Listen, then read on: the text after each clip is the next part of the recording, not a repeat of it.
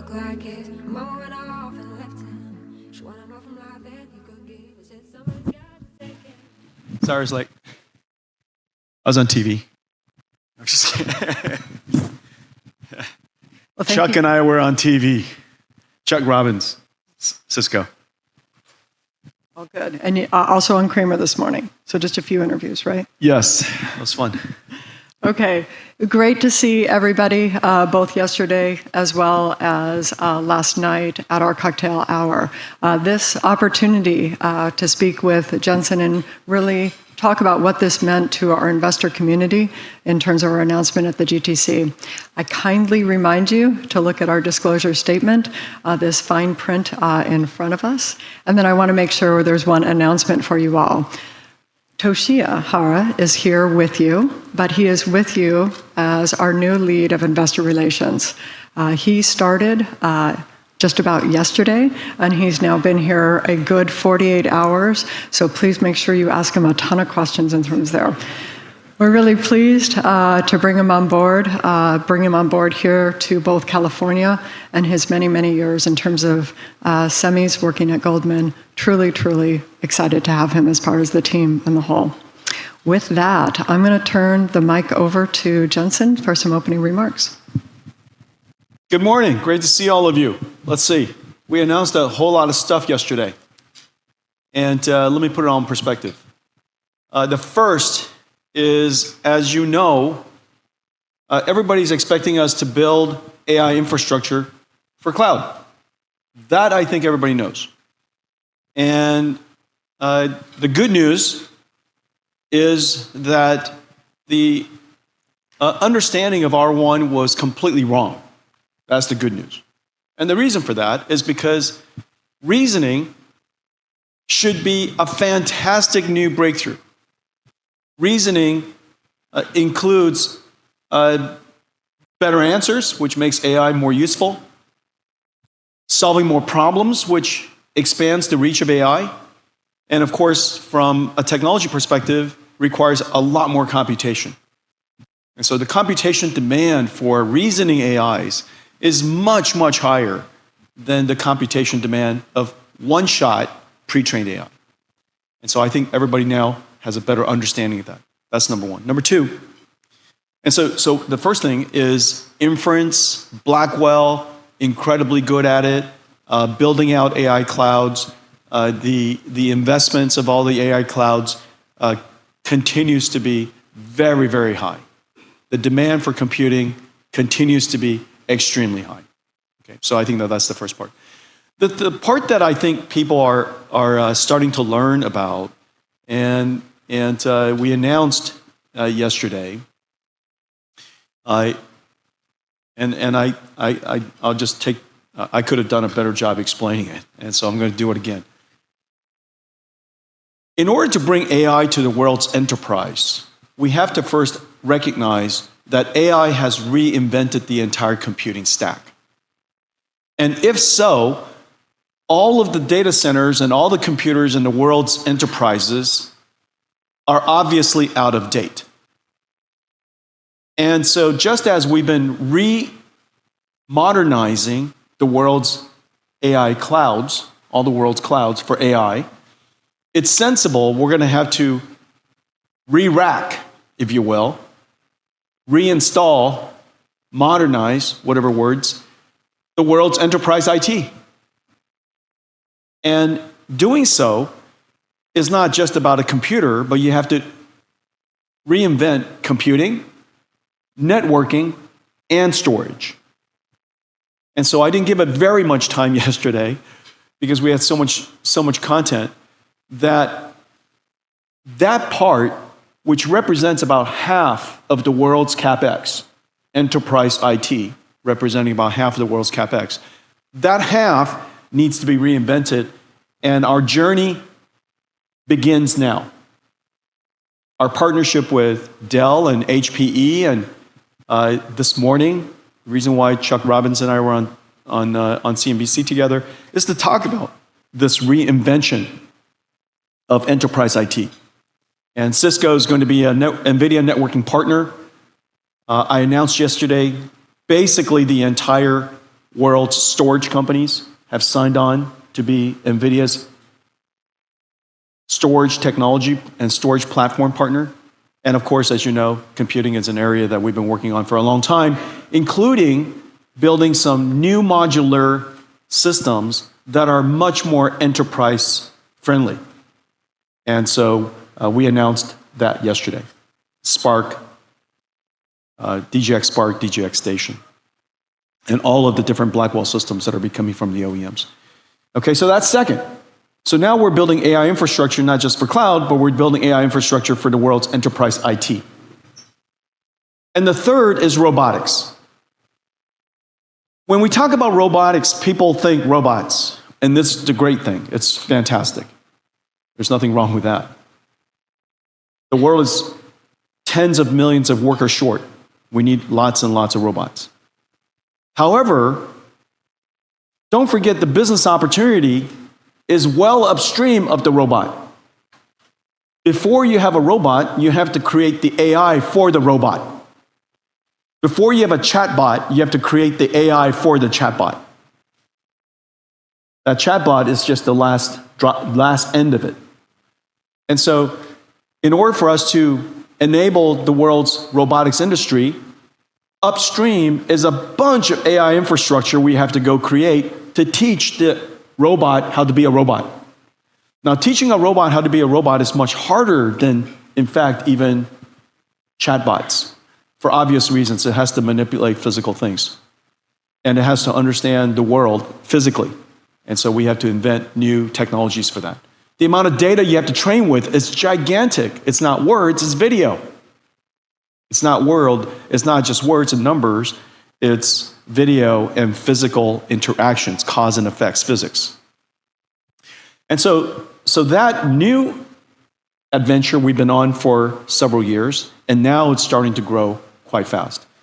Inside our robotics business includes self-driving cars, humanoid robotics, robotic factories, robotic warehouses, lots and lots of robotic things. That business is already many billions of dollars, is at least $5 billion today, the automotive industry, and it's growing quite fast. Okay? And yesterday we also announced a big partnership with GM, who's going to be working with us across all of these different areas. And so we now have 3 AI infrastructure focuses, if you will. Cloud data centers, enterprise IT, and robotic systems. I would say those 3 buckets I talked about those things yesterday. And then foundationally, of course, we spoke about the different parts of the technology, pre-training and how that works, and how pre-training works for reasoning AIs, how pre-training works for robotic AI, how reasoning inference impacts computing, and therefore directly how it impacts our business. And then answering a very big question that a lot of people seem to have, and I never understood why, which is how important is inference to NVIDIA?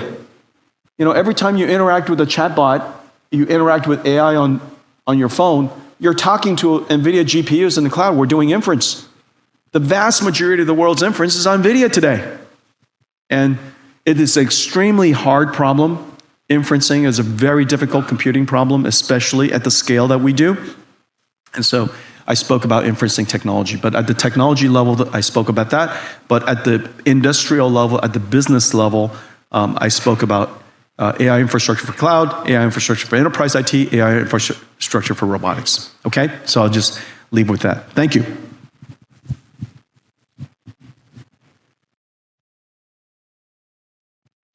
Hi, it's Ben Reitzes with Melius Research. Thank you for having us. This is obviously a lot of fun. I said that at the last meeting. And Jensen, I was thinking about this question quite a bit. I want to ask you a big question, a big picture question about TAM.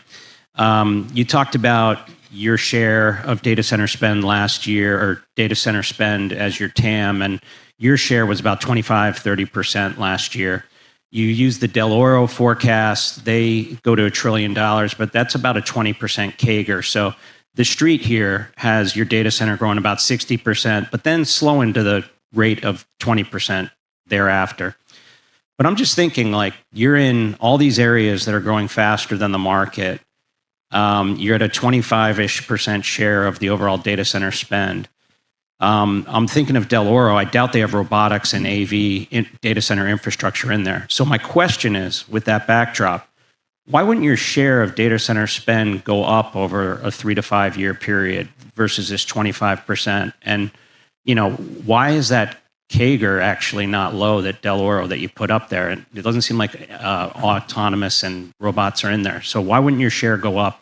Excellent. You're in all the right areas. Excellent question. Yesterday, as I was explaining it, remember I said two things. I said, one dynamic is that the world is moving from the general purpose computing platform to GPU accelerated computing platform. And so that transition from phase shift, that transition from platform shift from one to the other is going to, whatever the CapEx of the world, it is very, very certain that our percentage of that is going to be much higher going forward. It used to be 100% general purpose computing, 0% accelerated computing, but it is well known now that out of $1 trillion, the vast majority of it would be for accelerated computing. That's number one. So whatever the forecast people have for data centers, I think NVIDIA's proportion of that is going to be quite large. And we're not just building a chip, we're building networkings and switches, and we're basically building systems components for the world's enterprise, for the world's data center. So that's number one. The second thing that I said that nobody's got right, none of these forecasts has it, this concept of AI factories. Are you guys following me? It's not a multi-purpose data center, it's a single function AI factory. And these GPU clouds and Stargates and so on and so forth, okay? These AI factories are not accounted. Do you guys understand? No, because nobody knows how to go do that.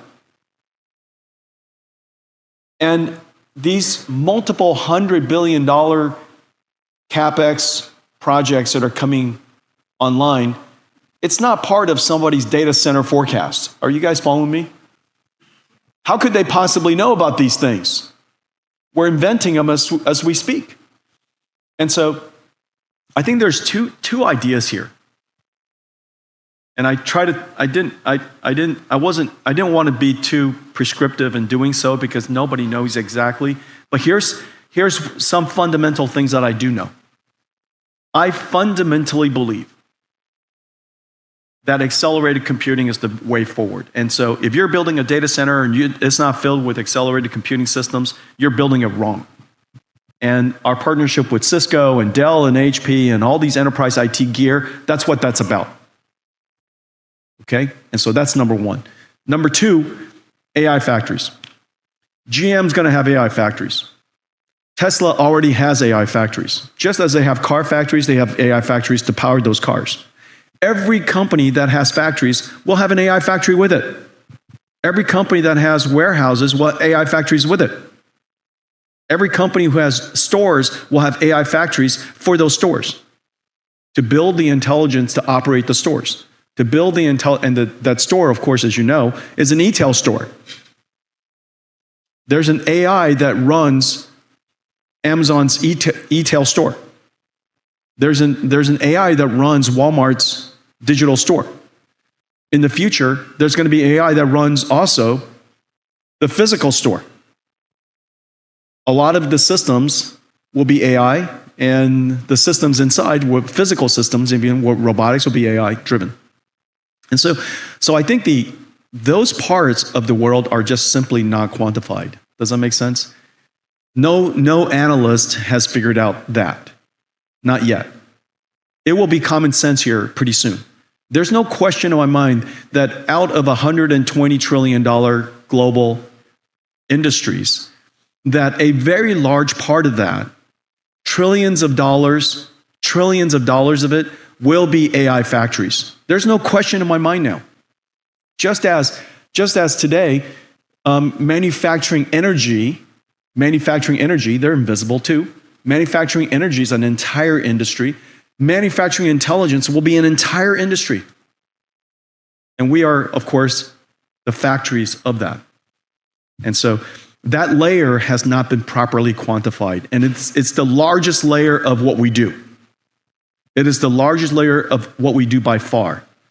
But we are still going to, in the process, revolutionize how data centers are built, and it will be 100% accelerated. I am absolutely certain before the end of the decade, 100% of the world's data centers will be accelerated.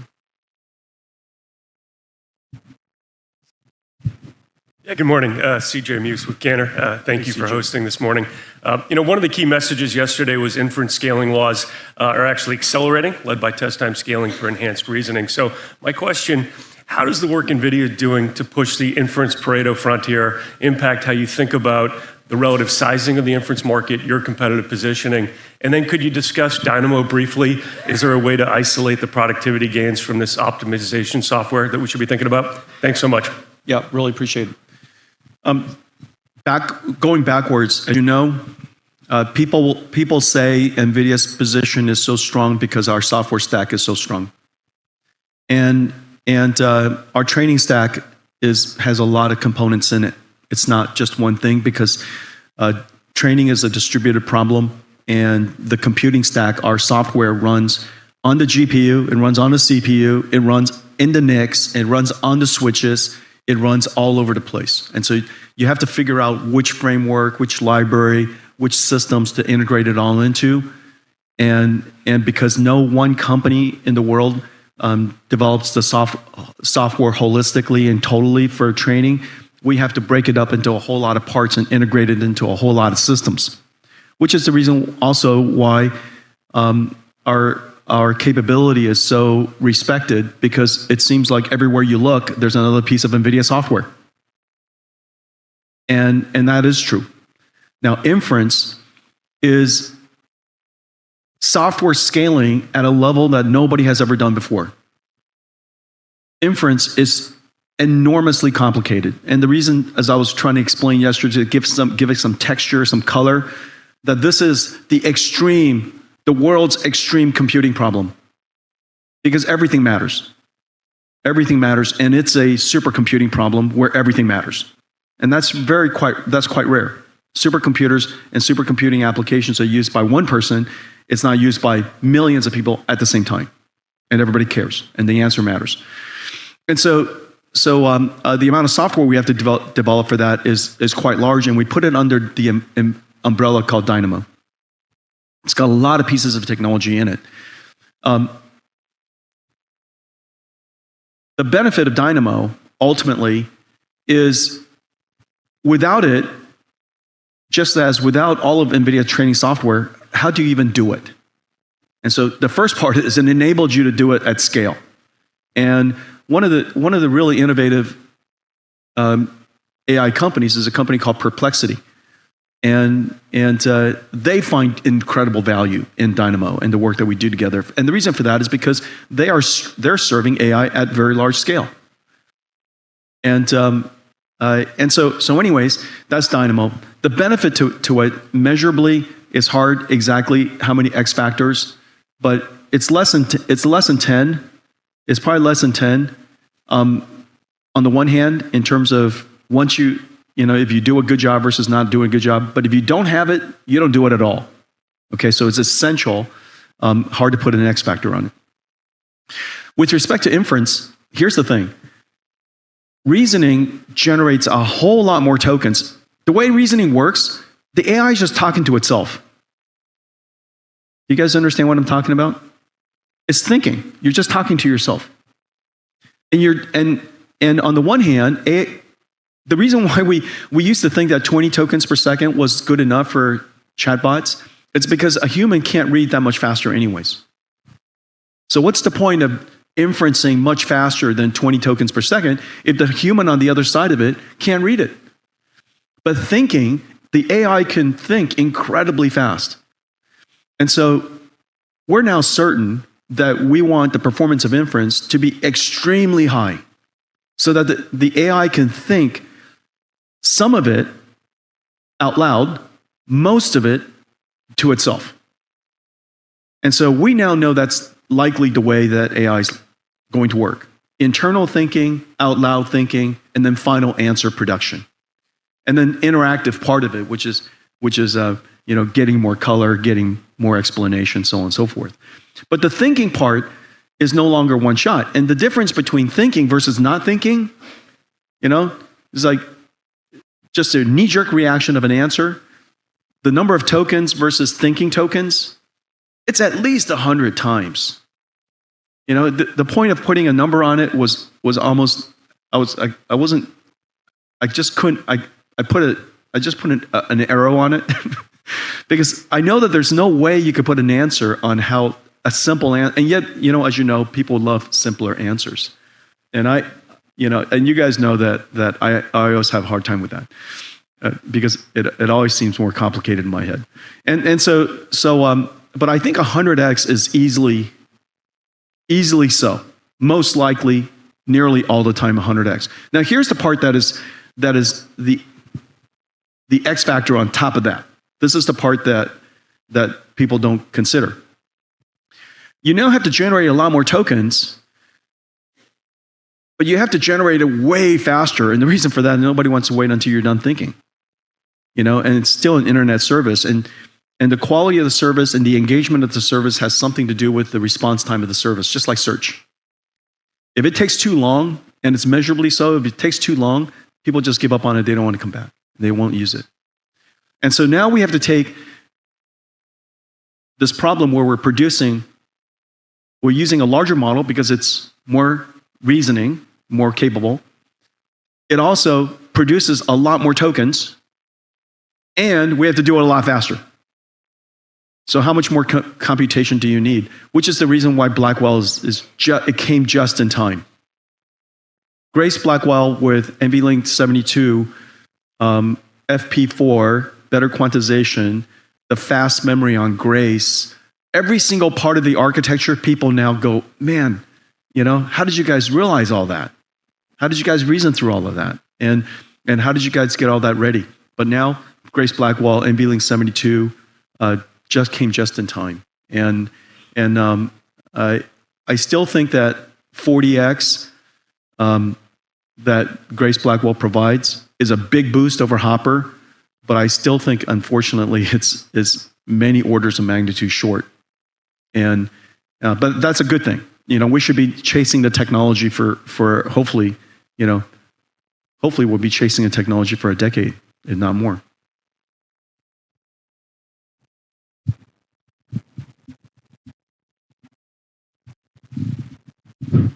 Great, thanks. It's Stacy Rasgon, Bernstein Research. We wondered if Blackwell and Hopper are both going to grow in the quarter. I'm just kidding.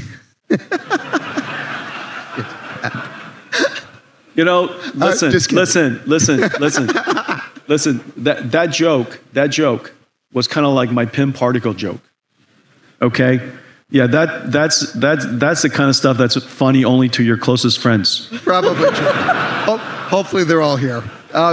What I did want to ask about... Stacy, not one person on the internet knows what we're talking about. Everybody in this room is cracking up. That's what I'm talking about. I liked your Pym particle joke. What I did want to ask about was the chart you showed yesterday, though, the Hopper traction versus the Blackwell traction. And it showed, I think it was 1.3 million Hopper shipments for calendar 24. It talked about 3.6 million Blackwell GPUs year to date. I guess that's 1.8 million chips because it's a 2-for-1. How do I interpret that chart? Because like 1.8 million Blackwell chips would be, I don't know, 50, 60, 70 billion dollars worth. Traction seems great, but that seems like a lot. So like, can you maybe just describe what that chart was actually trying to tell us and how to interpret it and what the read for it is for the rest of the year? Yeah, I really appreciate that. And this is one of those things where, Stacy, I was arguing with myself whether to do it or not. And here's the question I was hoping to answer. Everybody's going, R1 came, the amount of compute that you need is like gone to zero. And the CSPs, they're going to cut back on and there was rumors of somebody canceling. It was so noisy. But I know exactly what's happening inside the system. Inside the system, the amount of computation we need has just exploded. Inside the system, everybody's dying for their compute. They're trying to rip it out of everybody's hands. And I didn't know exactly how to go and do that without just giving a forecast. And so what I did was the people they were asking about were just the top 4 CSPs, really. Those are the CapEx that everybody kind of monitors. And so I just took the top 4 CSPs and I compared it year to year. And I obviously, therefore, underrepresented the demand. Okay, I understand that. But I'm just simply trying to show that the top 4 CSPs are fully invested. They have lots of Blackwells coming, and the CapEx, the capital investment that they're making is solid. Mm-hmm. Here's the things that I didn't include that obviously are quite large. The internet services they're not public clouds, but they're internet services. For example, X and Meta, and I didn't include any of that. I obviously didn't include enterprise car companies and car AI factories, and I didn't include international. I didn't include a mountain of startups that all need AI capacity. I didn't include Mistral. I didn't include SSI, TMI, all of the great companies that are out there doing AI. I didn't include any of the robotics companies. I basically didn't include anything. And so that I understood, which then begs the question, and I was asking myself the same thing on stage, which begs the question, why did you do it? But there were just so many questions about the CSP's investments that I kind of felt like, maybe I'll just get that behind us. But I hope it did. I think that the CSPs are fully invested, fully engaged, and there are 2 things that are driving them. One, they have to shift from general purpose computing to accelerated computing. That's, the idea of building data centers full of, traditional computers, it's not sensible to anybody. And so nobody wants to do that. And so everybody's moving to this new way of doing computing, modern machine learning. And then second, there are all these AI factories that are just built for just one purpose only, and that's just not very well characterized and well, followed by most.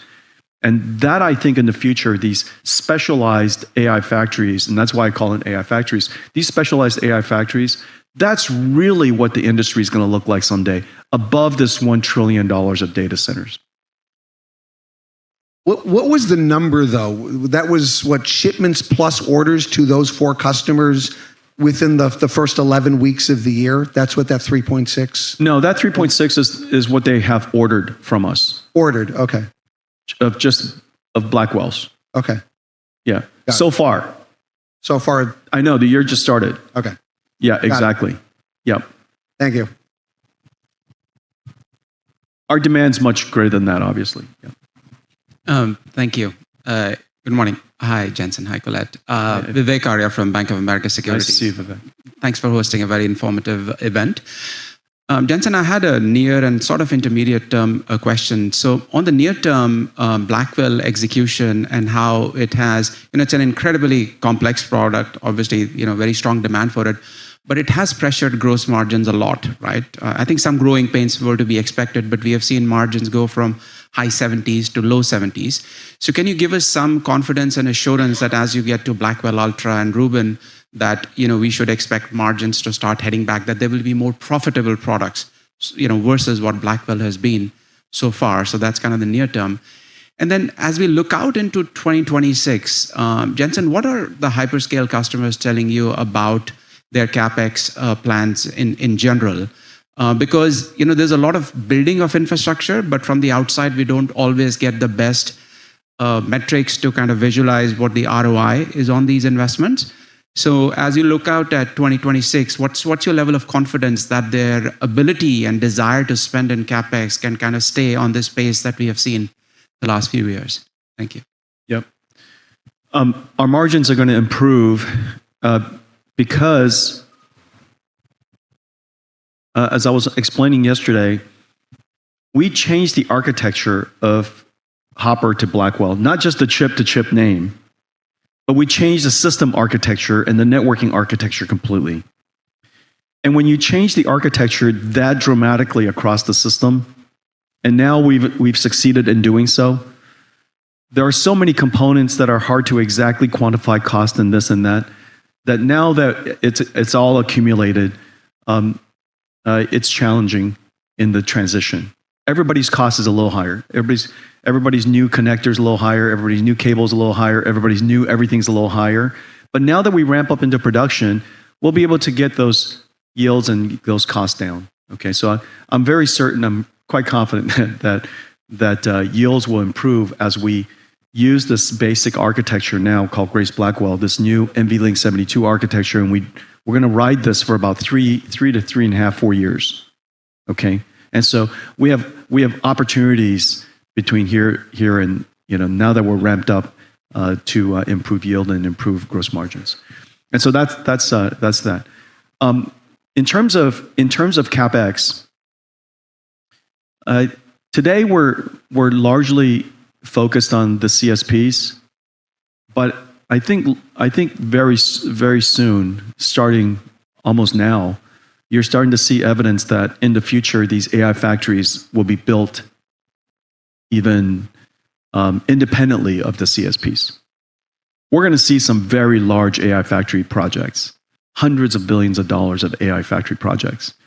And that's obviously not in the CSPs.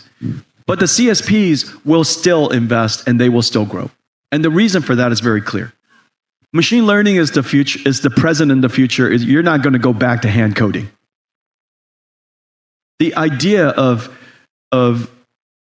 large-scale software being, capabilities being developed by humans only as we're sitting there typing, that's almost quaint. It's cute. It's funny. But it's not going to happen long-term, not at scale. And so we now know that machine learning and accelerated computing is the path forward. I think that is a sure thing now.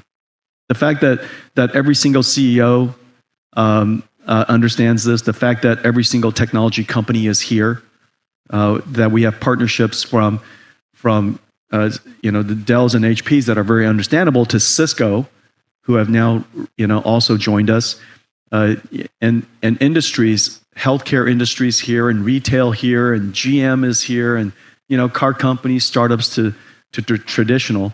You're starting to see that people realize that this is the computing method going forward. And so I think that data center, the part that I do know I have great confidence in is that the percentage of that purple is going to keep becoming gold. And remember that purple is compute CapEx. That has the opportunity to be 100% gold, right? And so I think that journey is fairly certain for me now. Okay, and then the rest of it is how much more additional AI factory gets built on top of that is what we'll have to discover into.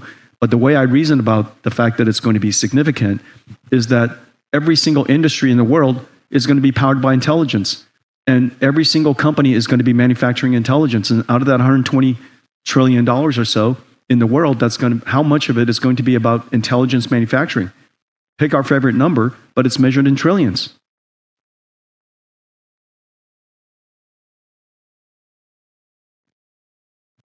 Hi, it's Tim Arcuri at UBS. Thanks. Jensen, I wanted to ask about custom ASIC. And I asked because if we listened to some of the same CSPs that you put up on that slide, and we listened to some of the companies who are making custom ASICs.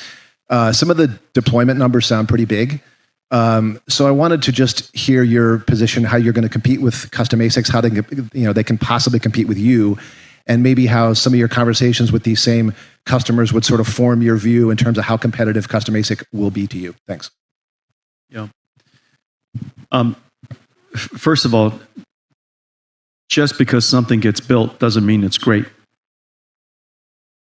Number two, if it's not great, all of those companies are run by great CEOs who are really good at math. And because these are AI factories, and it affects your revenues, not just your costs. It affects your revenues, not just your cost. It's a different calculus. Every company only has so much power. You just have to ask them. Every single company only has so much power. And within that power, you have to maximize your revenues, not just your cost. So this is a new game. This is not a data center game. This is an AI factory game. So when the time comes, that simple calculus, as I was using yesterday, that simple math that I was showing yesterday, still has to be done. Which is the reason why so many projects are started and so many are not taken into production. Because there's always another alternative. We are the other alternative, and that alternative is excellent. Not normal excellent, as you know. Everybody's still trying to catch up to Hopper. I haven't seen a competitor to Hopper yet. And here we're talking about 40x more. And so our roadmap is at the limits of what's possible. Not to mention we're really good at it and completely dedicated to it. A lot of people have a lot of businesses to do. I've got this one business to do. And we're all in on this. 35,000 people doing one job. Been doing it for a long time. The depth of capability, the scope of technology, as you saw yesterday, pretty incredible. And it's not about building a chip. It's building an AI factory. We're talking about scale up, scale out. We're talking about networking and switches and software. We're talking about systems, and these system architectures are insane. Even the systems itself. Notice 100% of the computer industry, 100% of the computer industry has standardized on NVIDIA's system. Why? Because try to build an alternative. Building the alternative is not even thinkable. Because look at how much investment we put into building this one. And so even the system's hard. What people used to think system is just sheet metal, hardly sheet metal. 600,000 parts is hardly sheet metal. And so all of the technology is hard. We're pushing every single dimension to the limit because we're talking about so much money. The world is going to lay down hundreds of billions of dollars of investment in the next just a couple of 2-3 years. Let's do the thought experiment. Let's say you want to stand up a data center and you want it to be fully operational in 2 years' time. When do you have to place the PO on that? Today. So let's suppose you had to place a $100 billion PO on something. What architecture would you place it on? Literally based on everything you have today. There's only one.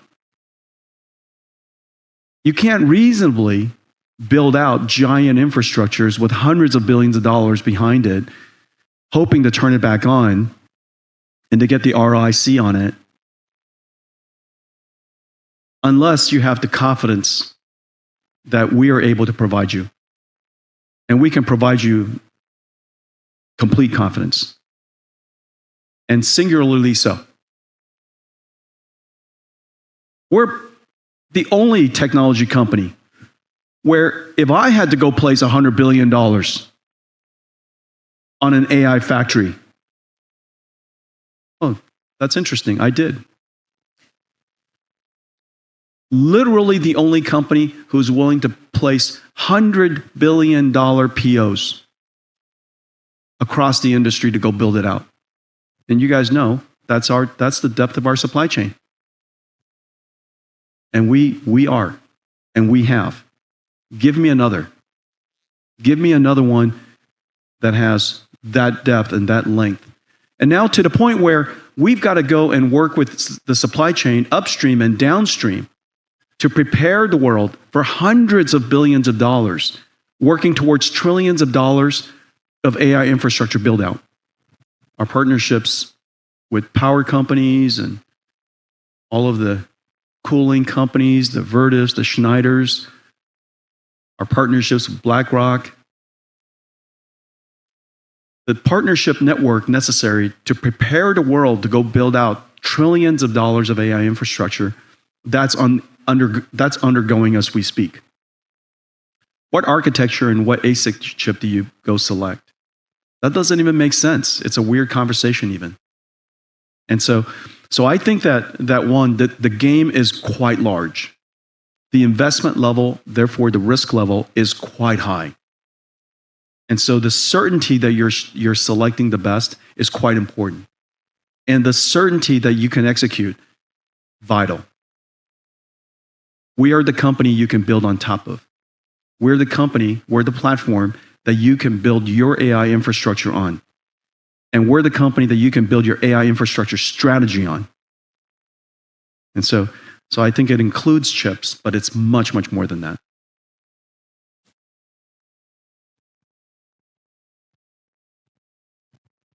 Hi, Mark Lapatsis from Evercore ISI. Thank you so much for the informative presentation yesterday and sharing your insights today. Jensen, you brought up the expression homogeneous clusters several times yesterday in the keynote. Why is this concept important? Why would it be better than a heterogeneous cluster? And I think an investor question would be here, like, as your customers scale to 1 million node clusters, is it your view that those will more likely be homogeneous than heterogeneous? Thank you. The answer to the last question, Mark, I appreciate the question, yes. But it wouldn't be my style to just leave it there. Because your understanding is too important to me. So let me work on it backwards. So, GTC, I always assume that because, the first GTC NVIDIA ever had was at the Fairmont Hotel, okay, and it's not far from here, right next to Great America, and literally the entire GTC was this room divided in half. Literally 100% of the audience was scientists because they were the only users of CUDA. Now, my recollection of GTC and what GTC means to me is still that. Whole bunch of computer scientists, whole bunch of computer engineers, and we're all building this computing platform. And so I've always somehow had in my head that my GTC talks could be nerdier than usual. And so I show some charts that no CEOs would or should. And so if you saw the Pareto frontier, the frontier simply is a way of saying underneath that curve in our simulation was hundreds of thousands of other dots. Meaning that data center, that factory, depending on the workload, and depending on the work style, the prompt style. Remember, a prompt is how you program a computer now. And therefore, every time you prompt it differently, you're actually programming the computer differently. And therefore, it processes it differently. And so depending on your style of prompting and deep research or just a simple chat or search, depending on that spectrum of questioning or prompting, depending on whether it's agentic or not, okay, depending on all of that, the data center's configuration is different. And the way you configure it is using a software program called Dynamo. It's kind of like a compiler, but it's a runtime. And it sets up the computer to be parallelizable in different ways. Sometimes it's tensor parallel, pipeline parallel, expert parallel. Sometimes you want to put the computer to do more floating point. Sometimes you want to use it to do more token generation, which is more bandwidth challenged. And all of this is happening at the same time. So if every single computer has a different behavior, or if every computer has a different programming model, the person who's developing this thing called Dynamo would just go insane. And the computer would be underutilized. Because you never know exactly what is needed. It's kind of like in the morning you need more of this. In the night, you need more of that. And so if everything was fungible, then you don't care, which is the reason why homogeneous is better. Every single computer is fungible. It could be literally from Hopper on, every single computer could be used for context processing or decode, from prefill to decode, from tensor parallel to expert parallel. Every single computer could be flexibly used in that way, running Dynamo. And so the utilization of the data center will be higher, the performance will be higher, everything will be better. Energy efficiency will be better. And if you had to do this, if this computer can only be good for prefill, or this computer is only good for decode, or this computer is only good at expert parallel, it's kind of weird. Too hard.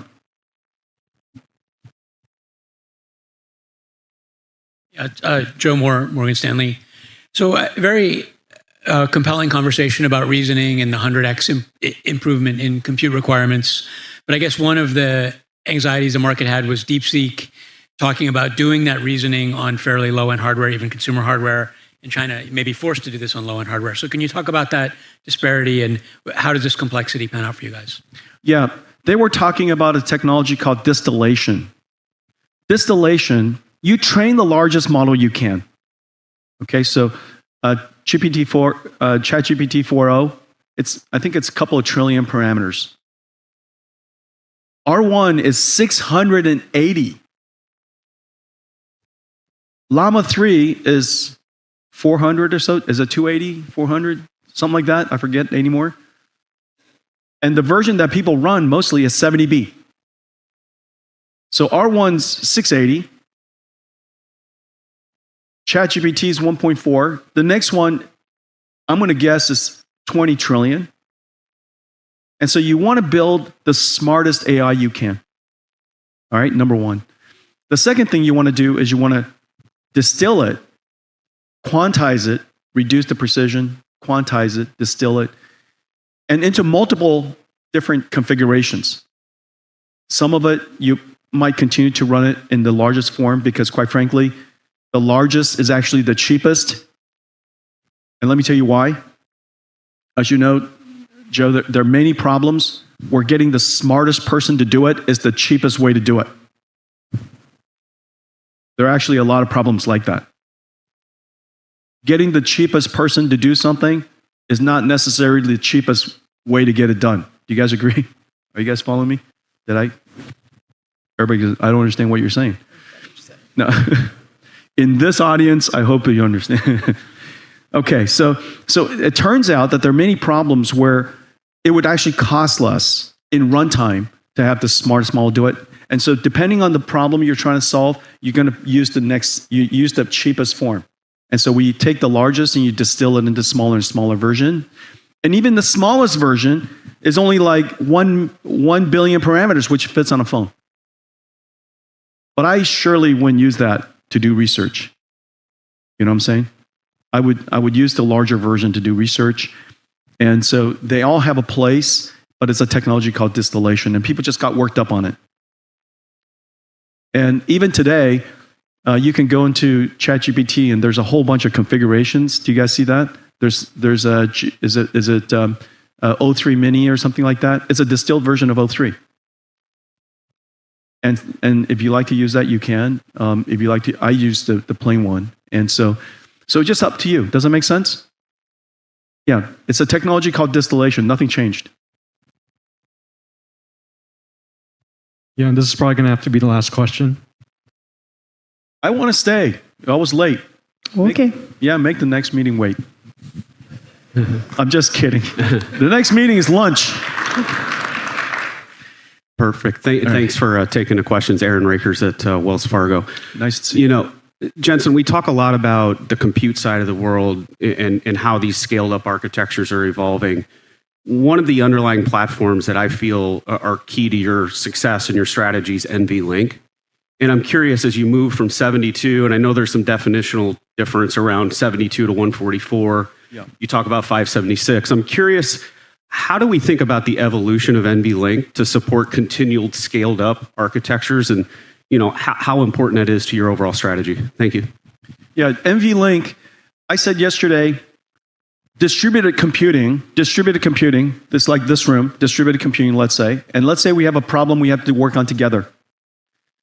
It is better, it can get the job done faster if we actually have fewer people, but they were all smarter. They all did things faster. So you want to scale up first before you scale out. Does that make sense? We all love teamwork, but the smaller the team, the better. We all love teamwork, but the smaller the team, the better. And therefore, you want to scale up the AI before you scale out the AI. You want to scale up computing before you scale out computing. Now, scale up is very hard to do. And back in the old days, monolithic semiconductors, or otherwise the beginning of Moore's Law, was the only way we knew how to scale up. Does that make sense? Are you guys following me? Just make bigger and bigger and bigger and bigger chips. At some point, we didn't know how to scale up anymore because we're at reticle limits. And that's the reason why we invented, and you didn't see me, you don't remember it anymore, but back in the old days, during GTC, I was talking about this incredible SerDes we invented.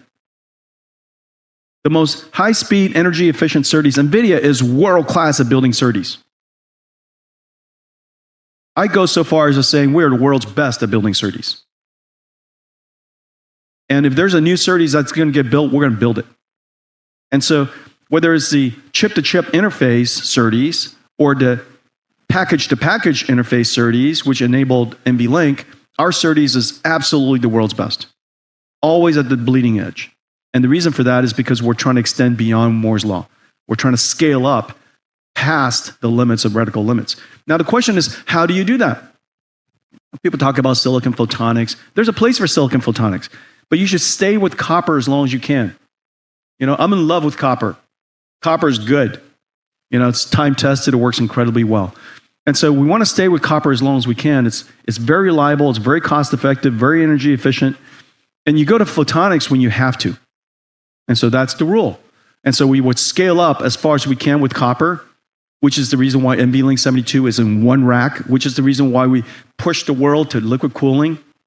We pushed that knob probably 2 years earlier than anybody wanted to in the beginning, but everybody's there now, so that we could rack up, scale up NVLink to 72, and then with Kyber, our next generation system, we can scale it to 576 using copper in one rack. And so we should scale up as far as we can and use copper as far as you can, and then use silicon photonics CPO if necessary. And therefore, the necessary part, we've prepared the world we've now built the technology, so in a couple of 2-3 years, we could start scaling out to millions of GPUs. Does that make sense? And so now we can scale up to thousands, scale out to millions. Yeah, crazy, crazy technology. Everything is at the limits of physics.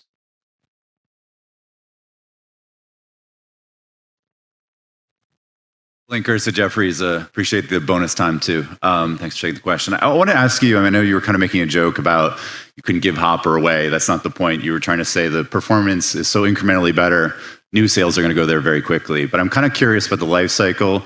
You get this question a lot. I think in last earnings call, you talked about people are still using A100s, right? It's diversity of workload. But I think there was this perception that inference was a lesser workload. You clearly made the case that now you need the best systems with Dynamo. Price per token is very important. So I just want to think about how, you have seen really just greenfield deployments, but do you see people rip and replace? And if power is the constraint, when do we see that in terms of people just pulling out? What is the life cycle of a GPU these days? Now the workload on both training and inferences. I really appreciate that question. First of all, the life cycle of NVIDIA accelerators is the longest of anyone's. Would you guys agree? There you go. The life cycle of NVIDIA's GPUs are the longest of any accelerators in the world. Why does that matter? It directly translates to cost. Easily 3 years longer, maybe 4. Easily 3 years longer, maybe 4. The versatility of our architecture, you could run it for this and that. You could use it for language and images and graphics. You could use, isn't that right? All these data processing libraries, none of them have to be at the forefront. Even using Ampere for data processing is still an order of magnitude faster than CPUs. And they still have CPUs in data centers. And so we have a whole waterfall of applications they could put their older GPUs into and then use the latest generation for their leading edge work. And use their leading edge for factory work, AI factories and such. And so I also said something. If a chip's not better than Hopper, quite frankly, you couldn't give it away. This is the challenge of building these data centers. And the reason for that is because the cost of operation, the cost of building it up, the TCO of it, the risk of building it up, $100 billion data center, okay? Which is only 2 gigawatts, by the way. Every gigawatt is about $40-50 billion to NVIDIA, right? Every gigawatt of data center is about 50 billion, roughly, let's say. So every gigawatt, 50 billion. And so when somebody's talking about 5 gigawatts, that math is pretty clear. You've got to do all the math as I explained yesterday. And it becomes very clear that if you're going to build that new data center, you need the world's best of all these areas. And then once you build it up, you have to start thinking about how do you retire it someday. And then now the versatility of NVIDIA's architecture really, really kicks in. So we are not only the world's best in technology, so your revenues will be the highest. We're also the best from a TCO perspective because operationally we're the best. And then very importantly, the life cycle of our architecture is the longest. And so if our life cycle is 6 years instead of 4, that math's pretty easy to do. My goodness, the cost difference is incredible. Yeah, people are starting to come to terms with all of that, which is the reason why these very specific niche accelerators or point products are kind of hard to justify building up $100 billion data center with.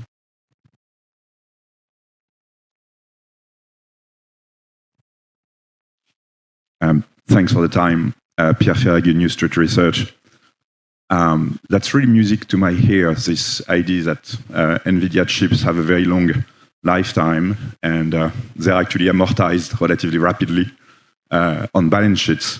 And it really makes me think in the future data centers are going to have a business model that is very equivalent to the foundry business model. So you buy super expensive equipment to manufacture chips.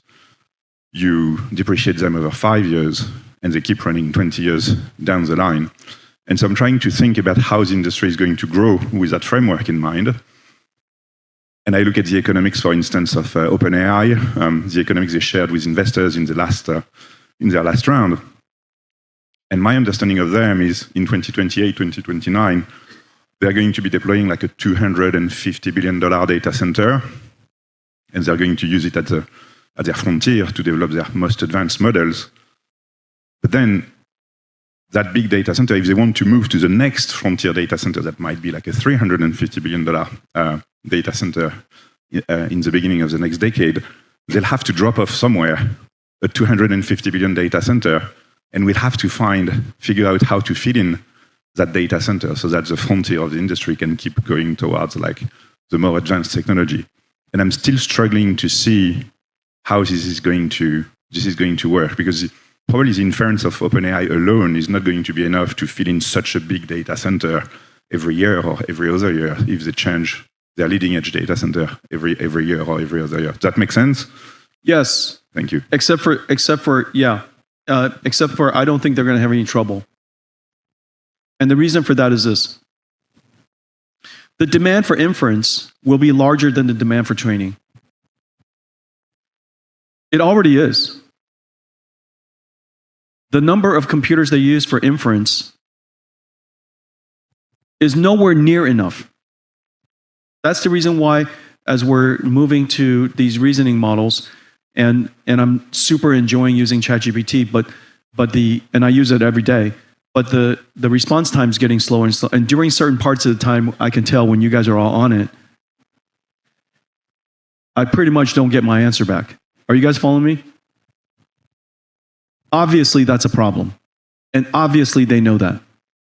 And that's the reason why they're clamoring for more capacity. They're just racing, because the inference workload is just too high. Someday, I believe training is only 10% of their capacity. But they need that 10% to be the fastest of the 90, of the rest of the 100. Okay? And so every year they're going to come up with the new state of the art. But the reason for that is because they want to stay at the leading edge. They want to have the best products. Just like NVIDIA's today, listen, we do everything we can to spare no expense to make sure that we have the state of the art technology. And the reason for that is because we want to stay ahead. They want to stay ahead. There are 5 companies out there that needs to stay ahead. And everybody will invest in the necessary state-of-the-art technology to stay ahead. But that technology, that capacity, that training capacity, ideally will represent 10%, 5%, 20% of their total capacity. Let's use an example. You used an excellent example, TSMC. TSMC's prototyping fab that they run my tape-out chips on, the latency is it's optimized for low latency because I need to see my chip, my silicon, my prototypes as soon as possible. The cycle time for a prototype is only, let's pick 2 months. But the cycle time for production is 6 months. So, and it's the same equipment. And so they have a fab that is only for prototyping. But that fab represents, I don't know, 5%, 3% of their overall capacity. The rest of their capacity is used for manufacturing. Inference. 3% is used for, and so I think if you told me that in the near future, OpenAI will invest $350 billion, or pick your favorite number, every single year, I completely believe it. And it's just that the trailing capacity will be used for inference. And their revenues will just have to support that. And I believe that the production of AI, the production of intelligence, will support that level of scale. I think maybe this will be our last question. Thanks. It's Brett Simpson at Arete Research. Jensen, it feels like there's a tipping point for reasoning inference at the moment, which is great to see. But a lot of folks in this room is concerned about the macro backdrop overall at the moment. They're concerned about tariffs or potentially, what impact tariffs have on the sector. And maybe this leads to a US recession of some sorts. And I'd love to get your perspective and maybe also Colette's perspective, just thinking through, if there is a scenario where we see a US recession, what does that do to AI demand? How do you think about the impact on your business if this comes through? If there's a recession, I think that the companies that are working on AI is going to shift even more investment towards AI because it's the fastest growing. And so we will every CEO will know to shift towards what is growing. And so, second, tariffs. We're preparing, and we have been preparing to manufacture onshore.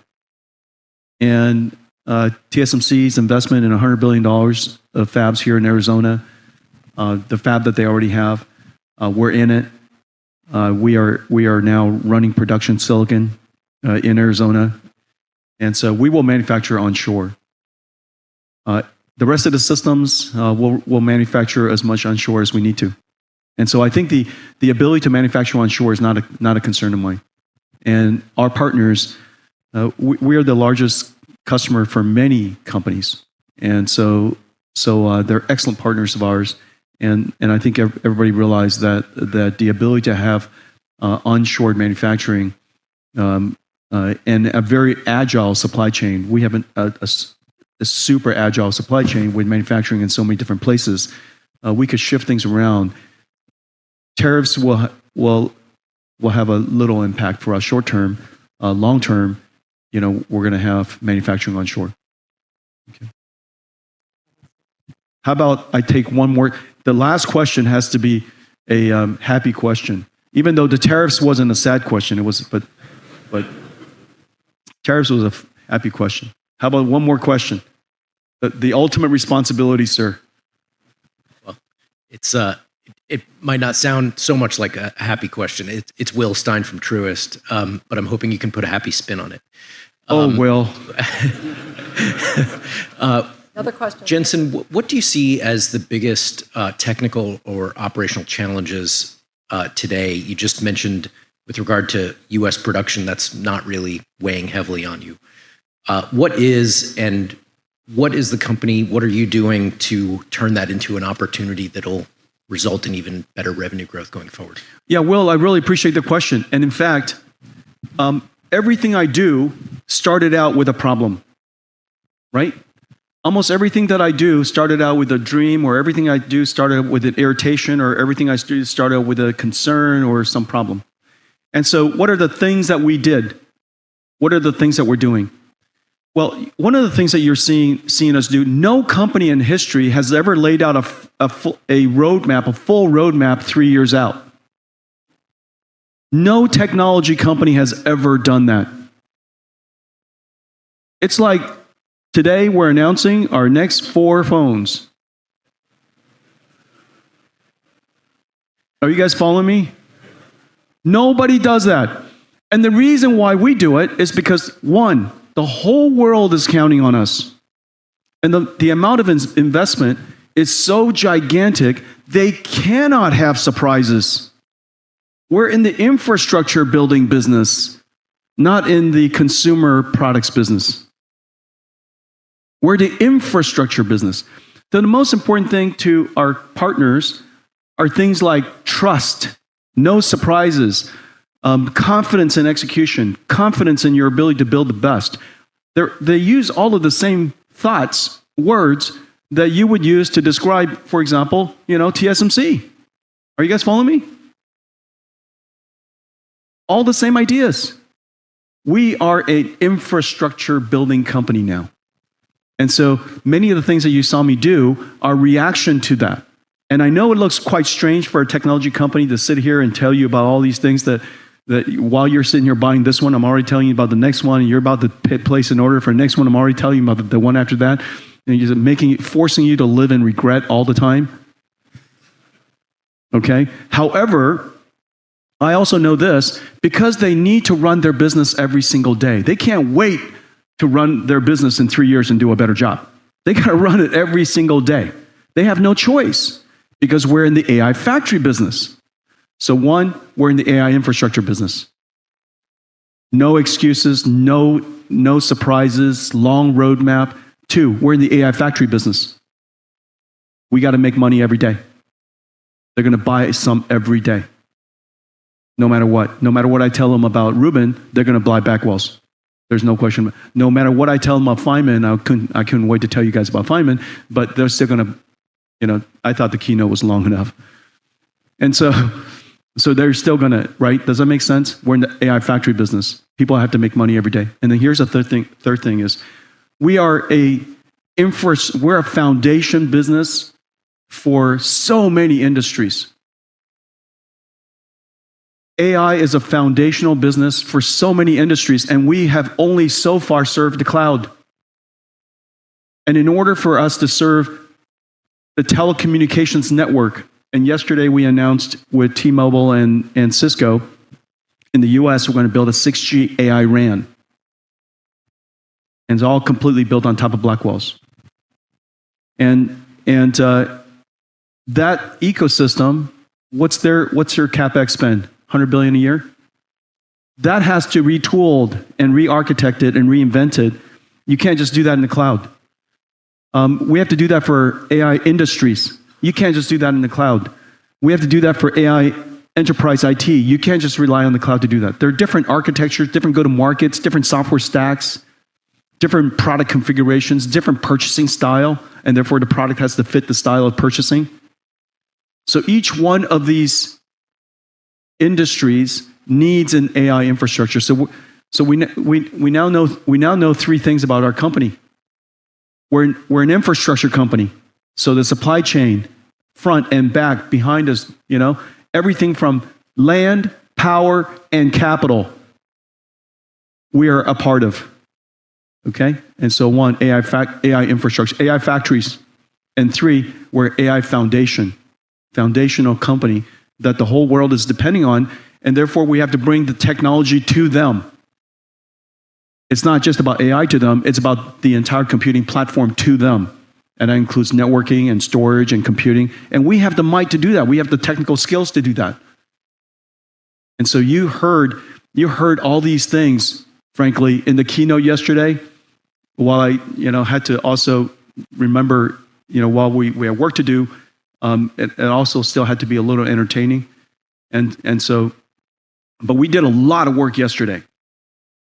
And we set the blueprints out for not just our company, but for the companies that are here, the industries that are here, the companies that are here, the companies that aren't here, and the associated companies before and after us in the supply chain. So many companies were affected by what I said yesterday. And we're laying the foundations for all of that. And so I want to thank all of you for coming to GTC. It's great to see all of you. This is an extraordinary moment in time. I do really appreciate the question and the comment about R1 and the misunderstanding of that. There's a profound and deep misunderstanding of it. It's actually a profoundly and deeply exciting moment, and that it's incredible that the world has moved towards reasoning AIs. But that is even then just the tip of the iceberg.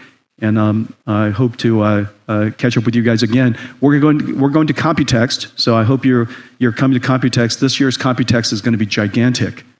Okay, so we have lots and lots of things to do at Computex this year because, as you know, the computing ecosystem starts there, and we got a mountain of work to do there. And so I look forward to seeing you guys there. All right, guys, thank you.